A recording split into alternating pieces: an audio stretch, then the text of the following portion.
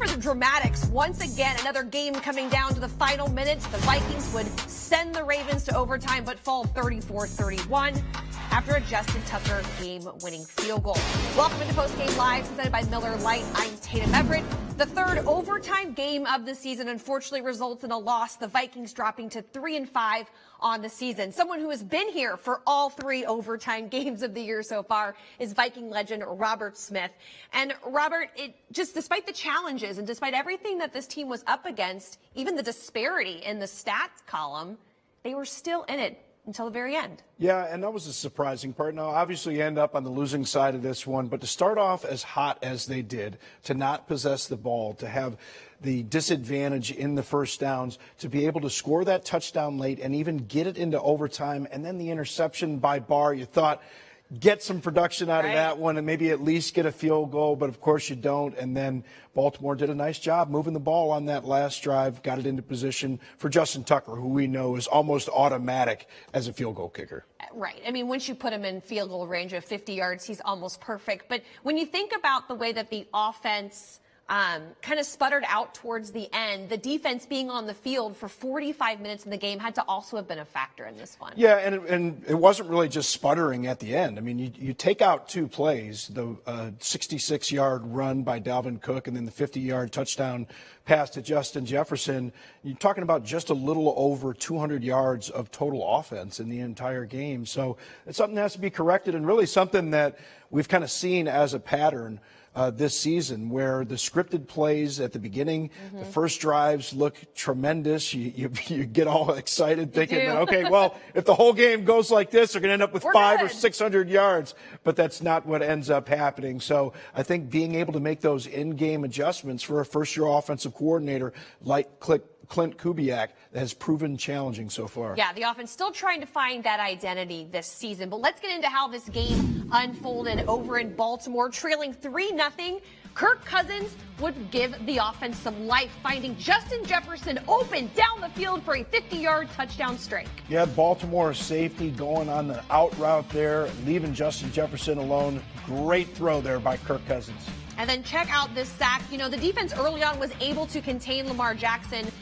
Again, that was early on. But the offense gets the ball back in their hands, and here's the pitch out to Dalvin Cook, 66 yards on the carry. And you can't do things like that without great blocking. Ryan O'Neal, the right tackle, two big blocks on that one on the outside, but it was Dalvin turning on the Jets for the big game. Yeah, and it was a drive that went 94 yards, ending with this Kirk Cousins touchdown. Vikings make a 14-3 lead. That hot start, as you mentioned, Robert. Yeah, and that was a dangerous one there from Kirk extending that ball. He knew he could get it over the plane of the goal line. And making Lamar Jackson pay is first NFL career start, Cam Bynum with an interception in for Harrison Smith. So things really working well at 17-10 after halftime. And Vikings will get the ball first. And then Kene Nwangu breaks off a kickoff return, the first for the Vikings since 2016, touchdown early on. I could say I saw him, had a chance to call some of their games at Iowa State a couple years ago, and you could see that speed on display there. Carried over well into the NFL. The Ravens never out of this. Le'Veon Bell with a game-tying touchdown, or a game-go-ahead touchdown. It's 34-21, but Kirk Cousins to Adam Thielen would tie the game up once again, and we head into overtime. Yeah, nice little move on the release there by Thielen. And because of the rapport those guys have, Kirk Cousins knew exactly where he needed to get that ball. Nice touchdown pass. The Ravens get the ball first in overtime, but Anthony Barr with the defensive play of the game. Yeah, he's going to tip it to himself on that one. A tremendous job. The running back didn't go out and block him.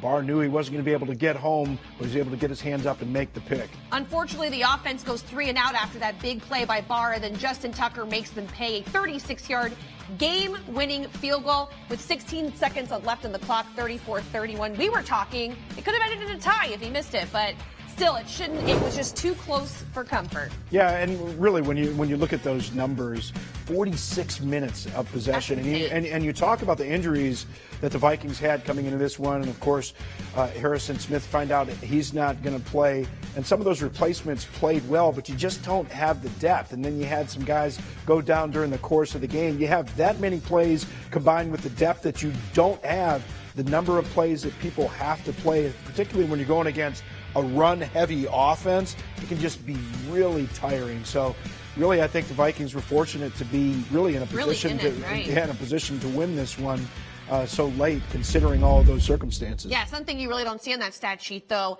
88 offensive plays versus 52 for the Vikings. You think first downs, 36 to the Vikings, 13. And can't forget 8 penalties for 107 yards. Tough to win a game. I know somebody who may not appreciate hearing those numbers that I just read is Vikings head coach Mike Zimmer, and he's at the podium right now. All right, disappointing today. I thought we played hard. I thought we fought. Had some guys step in for some other guys, but we didn't play good enough to win. So, questions? Defensively, did you get a sense that guys are getting worn down a little bit, just how much they're on the field in the second half? Yeah, they started pounding us pretty good late in the game. What did you see from your secondary and how they were able to work through the injuries that kept popping up, it seems, throughout that game? We're trying to prevent some big plays. We got the pass interference that led to a touchdown.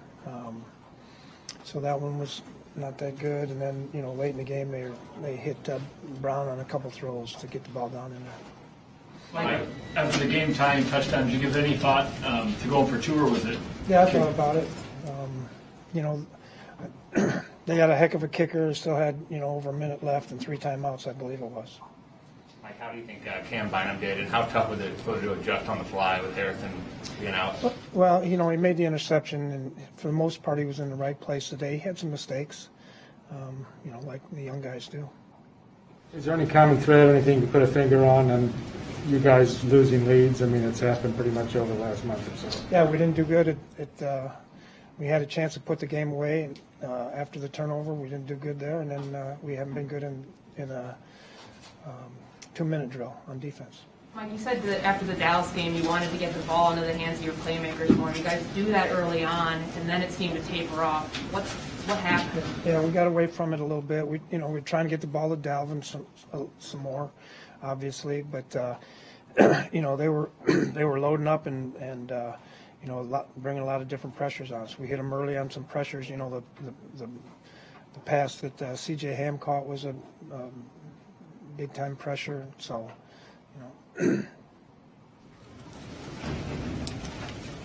Like with Harrison Smith, do you know if he's already ruled out next week, or do you have any idea? Sure, yes.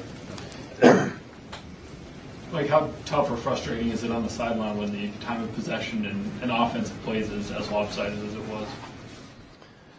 Well, we were playing pretty good on defense, so for the first half, I thought we played really well on defense, and then kind of got worn down a little bit. But we didn't convert third downs in the second half. That was a big thing. We got to do better there. You guys did pretty good on third down throughout most of the game, but then when it got to that 3rd and 15, guys, we pressured them. They threw a wide receiver screen. We had a guy jump inside the block who was in charge of contain, didn't do it. On offense, does it feel kind of like the same issues popping up third down, success early, and then some struggles after that? Yes. What happened on that sideline play where it was unsportsmanlike conduct on the sideline? Did you feel that was a proper call or not? I don't think it was a proper call when I saw it on the replay, but, those guys that aren't in uniform need to stay the heck away from players. They need to get their ass back. Who was it Excuse me? Who was the guy on the sideline who hit the player? It's not important. Does something need to change about offensive play calling to kind of finish out or close out those games that you game lead in? I think we changed up quite a bit on the play calling, especially early. After the turnover, I was disappointed in that series of drives. After both of them, I feel like I had two great takeaways. Yeah, we didn't. I think didn't we get a penalty on the first one? I don't remember. Well, Bynum's interception that you guys had to suffer. Didn't we get a penalty though? Then on that series? Yes. Yeah. I mean, that's what happens. I think we had 2 penalties, didn't we? You also had a penalty after getting the fake punt. Like, how tough is it? Because you think you're going to take momentum. Yeah, you hope when you do something like that, you get some momentum going, and typically you go down and score. We didn't. Baltimore uses a lot of play actions, and like you're doing actually pretty well against that early on. Was there some sort of tell to know that it was going to be play action versus a run, or It's not really play action, it's an RPO, so they could have ran it and they could have threw it. Do you try to force a decision when you know it's going to be an RPO? Like you know who the key is and you decide? There's different ways to play it. Mike, one bright spot was the second half kickoff. Do you think you have a weapon now on special teams for the rest of the way with Kenneth? Yeah, that's why we drafted him, for that. So it was nice to see and looked like it was good blocking.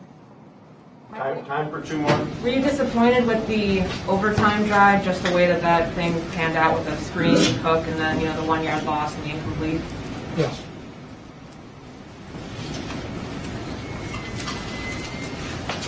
All right.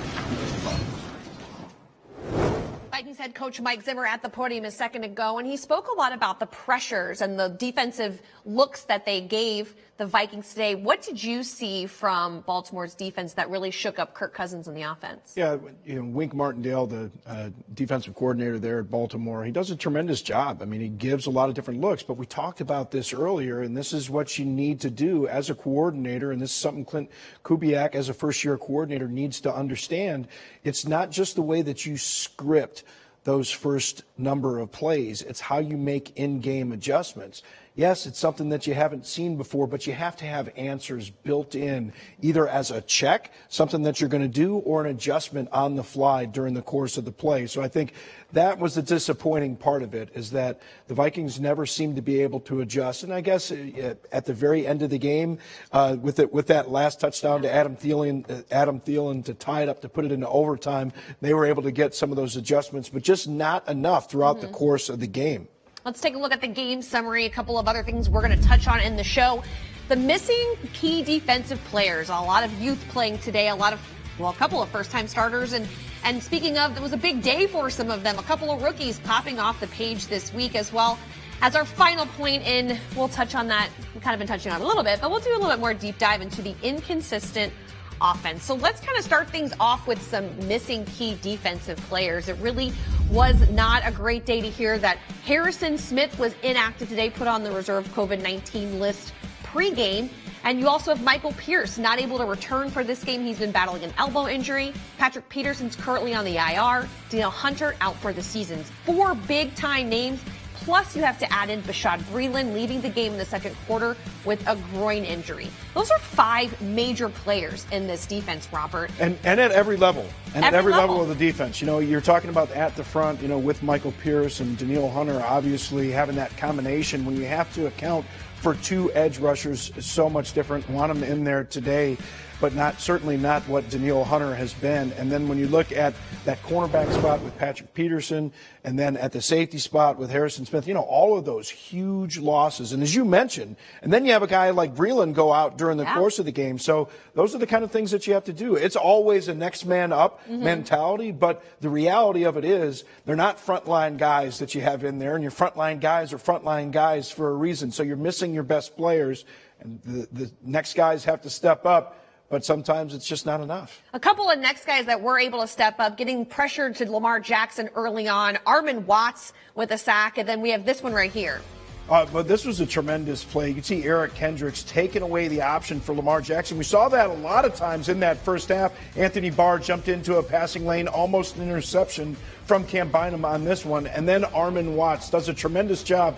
Watch the hands, the push, and then the pull and the rip, getting around and getting to Lamar Jackson. They did a good job on a lot of plays, really being disciplined with their rush. You don't want to get too deep on those rushes with a guy like Lamar Jackson, because once you're by him, he's so quick, accelerates so quickly, he's just gone. So you need to have that pressure to keep him contained, but you also have to have that interior pressure pushing up and making sure that they don't create lanes for him to take off and run immediately. And at times today, they did do that. Yeah, you can take a look at his scatter chart today. He launched the ball for 266 yards today, 3 touchdowns, 2 interceptions. Really favoring that right side of the field there, Robert. Yeah, he really did. But, the numbers didn't even seem that good throughout the course of the game. I think for the most part, Vikings defense did a pretty good job. But again, you talk about the analogy of boxing, body blows. When you have this number of plays and the number of runs in particular that Baltimore likes to do, it can wear a defense down. And even though you're playing well for the most part, once you get tired like that and you're already depleted from a depth standpoint, with your personnel, it just becomes difficult to stop an offense and a guy like Lamar Jackson that can run like no other player at that position I've ever seen. Oh, I mean, he led the team in rushing with 120 rushing yards today. He actually set an NFL quarterback record with his 12th career 100-yard rushing game. So he's one of the best out there. It's why he's a former NFL MVP. It makes you nervous watching him, too. You never know he can break one off. It reminded me back in my day, watching a guy like Barry Sanders or watching Brett Favre. They're just players that you can contain them, and then all of a sudden they break away and make a big play. But players you're mentioning right now are not quarterbacks. The fact that he can do this as a quarterback. Well, Brett was. But, if you're going to talk quarterback, a guy like Michael Vick was able to do that, but just completely different. For a guy that size, I've never seen anybody move laterally the way a guy at his, he's 6'2". He's not a little guy. He's not a little running back. He's not a little wide receiver. To be at that height, to be able to move laterally and then to accelerate, to get to full speed, to go 0 to top speed so quickly just makes him so dangerous. And he certainly has improved with his passes and with his decision making. There were some bright spots in this game, despite everything that we've been talking about. Big days for a couple of rookies. We have Cam Bynum with his first career interception in his first career NFL start in for Harrison Smith, and Kene Nwangu, who's back from an injury, and we know why we missed him, because that guy's got some speed when you speak of speed. But let's go to the Cam Bynum interception to see what he saw. And this was a tremendous play, and you heard Coach Zimmer say that he had some bad plays, but this was just a tremendous play because as a free safety on this side of the field, his routes on his side, his receivers are going to be what you call closed, meaning he doesn't have anybody threatening his deep zone so that he knows he can get his eyes back to the other side of the formation. He does that, and look at the extension from Cam Bynum. So a very intelligent play, knowing that he can favor that side of the field, watching the eyes of Lamar Jackson the entire time, breaking on the ball, but then bring it in like he's a wide receiver. You say so many defensive backs become defensive backs because they can't catch the ball. But you can see Cam Bynum right there. Did a nice job with the hands. Nice, clean catch. Including 27 yards on the return, setting up the Vikings for an eventual field goal. But going to the other side of the ball, Kene Nwangu with a kickoff return for a touchdown to start the second half. 98 yards was the first one since Cordero Patterson in 2016. So, it's just pretty impressive to see this kid make such an impact on special teams early on. Yeah, and again, I had a chance to call some of the games for Iowa State a couple of years ago, and they were talking about his speed. Look at that ref running on the sidelines, too, there. Always nice to see a number 26 running fast on a football field. But he made a tremendous move. Watch this move to the inside that he makes right here, because that's what holds Justin Tucker. Justin Tucker doesn't know if he's going to stay inside, and then he breaks that one back outside. Nwangu gets to the sideline, then is able to turn on the jets and get it all the way to the end zone. That was fun to watch, and what a weapon a guy like that can be, especially when you use him on a number of special teams. Yeah, you get him an opportunity for the fake punt. The fake punt, the direct snap to Josh Metellus, can hand off to Nwangu, and he gets the first down. Another big momentum play for the Vikings, but as you can see, a 20.6 miles per hour top speed on that. That's just incredible. Well, and that's for guys that are just trying to make a team. If you're not going to be a starter, then you have to be able to contribute on special teams. And guys can really earn a spot on a roster that way. But it's not just earning a spot on the roster. It's going out there and trying to make plays that are going to actually impact the game and help you win games. And certainly Kene Nwangu did what he could for his part for that today with the touchdown and the fake punt conversion. Now I'm going to open up the wound once more. Don't want to, but we have to talk about the inconsistencies on offense once again. 200 total yards of offense if you negate the Jefferson 50-yard touchdown and the 66-yard Dalvin Cook run. Yeah, and it's never just one thing, right? And you don't want to say, okay, well, what happened on this play? Well, you didn't get the plays to the playmakers. Why didn't you get the plays to the playmakers? Well, sometimes your playmakers are covered. Sometimes they're double covered. Sometimes they're bringing pressure. Sometimes the offensive line isn't protecting. So it's never just one thing, but we've been saying this all season long, right? I feel like it. Yeah. I do. Okay. So you have to go and you have to be able to work on those things, and you have to have the consistency, not have the penalties, and you just didn't see that once again. So you had the breakdowns mentally and physically a number of times. Here's the Justin Jefferson touchdown from the opening drive for the Vikings, and what Kirk Cousins saw, because it was the only target he really sent down the field. Yeah, and you see 3 of those defenders behind. What you didn't see was the out route there that drew the eyes of the safety, allowing Justin Jefferson to get back there. But Kirk Cousins did a nice job hitting him in stride on that one. Didn't have to slow down at all to catch that ball. So a perfect ball once Justin got behind the defense. But definitely not a perfect scatter chart here. Unfortunately, after his 50-yard touchdown catch in the opening drive, only targeted 4 times for 2 more receptions and 19 yards. And again, you have to consider what's going on with the rest of the offense. Sometimes it's a protection issue, meaning that somebody brought pressure on a particular side of that defensive line that prevented Kirk Cousins from being able to see when he could get to Justin Jefferson, or times where he couldn't get to Adam Thielen. So it's little breakdowns here and there throughout the course of the game. But again, from a play calling perspective, but also from an execution perspective, you have to have answers. You have to have answers. So yes, you want to make sure that you have the best call that you can have, but things aren't always going to be perfect. You're not always going to have the perfect call. Sometimes they're going to guess right. And then that means that you have to be able to make the adjustments. You have to be able to execute. And sometimes guys just got to flat out make plays, whether it's getting separation, whether that's forcing a missed tackle, whatever the case may be. It's easy to say sitting here at the desk what's supposed to be done, but we know what game have the Vikings been dominated in this year?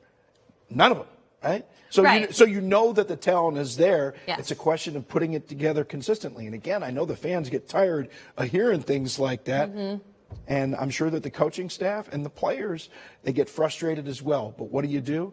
You treat it the same way as a win. You say, okay, 24 hours later, we either celebrate or we lament what happened during the course of the game. And move but on. you know what? You got to move on. You got to move You got on. to get ready for that next one. Maybe we should put them under a 2-minute warning or tell them it's a game-winning drive every time the offense hits the field, because it seems to work a little bit better. Well, I think there are a lot of offenses that do that because you're putting a lot of pressure on a defense as well. 2-minute defense, and of course the Vikings defense, as we know, has struggled in those situations, particularly at the close of the first half. Has given up so many of the points, and you get into those 2-minute offenses. Sometimes you're not thinking. You're not overthinking. Exactly. You're not overthinking things, so you're just going out there and you're trying to execute, taking what the defense gives you, and of course you're forcing that defense to make quick decisions and adjustments. So let's actually before we look at the NFC North and how everything is going on in that one, because I think a couple of teams are on a bye. The Packers are currently in action, but let's talk a little bit about this next game. You talk about putting together a consistent performance. Up next, a Chargers team who we know is dangerous as well offensively, has a quarterback who is very talented, I guess you could say, in Justin Herbert. What does this team have to do to get back on track? And to put this even more, they're back on the road. Well, first of all, you hope that you get healthy. You get some of the players back that you didn't have this week, right? And you have some young players that stepped in, made some big plays, got a little bit more experience. But I think, again, we just say this time and time again. Yes, you want to go in with a good plan, but that plan has got to have answers for adjustments that the opposing defenses are going to make on the offensive side. And then you have to eliminate some of those mistakes. And if you can do those kind of things, you can convert, you can get some of those first downs. You don't put your defense in a situation where you have to face as many plays as you did today. What was it, 88 plays? 88 plays. That this defense had to face today. That's just, you just can't hold up under those circumstances. And I'm not making excuses for any of those guys, but you just can't hold up. Both sides of the football have to be able to carry their water. And you can't do that if you go out and you're making those same kind of mistakes that you're doing again and again. Yeah, the Chargers currently in action right now. They're tied with the Eagles 7-7 in the second quarter. Let's take a look at some of the NFC North games going on. Well, there's only one. So we'll look at this one. The Packers are currently in action after a drama-filled week for them. Jordan Love, 4 of 6 for 36 yards currently on the day, with the Chiefs ahead 7-0 in the second quarter. And then we will take a look at the standings with a couple of teams on well, I think actually the Bears are on Monday night. So the Bears will play on Monday. They will play the Steelers in Pittsburgh. Lions off this week. Green Bay with a healthy lead there, 7-1 ahead of everyone in the NFC It's a long North. season. It's 8 games, used to be halfway. It's not even halfway there. Not even halfway. Still plenty of time to right the ship, as we like to say in the biz. No pun intended. Right? No pun intended. It was totally on purpose. Yes, it was. Well, thank you so much for tuning in to Vikings Postgame Live. We'll see you back here next Sunday when the Vikings take on the Chargers. Thank you so much to Vikings legend Robert Smith for being here, and you'll be here next week. I will be, and hopefully it won't be Hopefully it won't be overtime, an and it will overtime. be a victory. Yeah, I know, right? Most of your games have been overtime, so we will like to see a win and in regulation. Yes. That's all we're asking for this week. No more stress, please. We need some Pepto-Bismol. All right, we'll work on that for you. Thanks so much for watching. Have a great week.